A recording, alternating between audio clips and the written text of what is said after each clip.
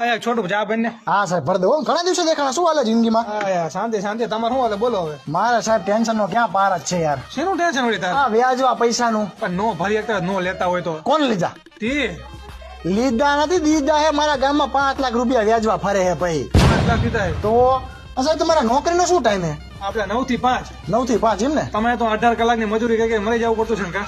1 થી 5 તો કૂતરા હુતા હોય તમે ચા ભરી હે ને કૂતરા હુતા હોય આયા થૂ ન કરો તમારી રોગ પ્રતિકારક શક્તિ વધે ભલા મારા તમારો પગાર કેટલો હે મહિને 20,000 પૂરા. હા હે આયેલું હે ને બાકી સાહેબ તમારું ઈ હો બાકી તમે કેટલું કમેલો અહીંયા?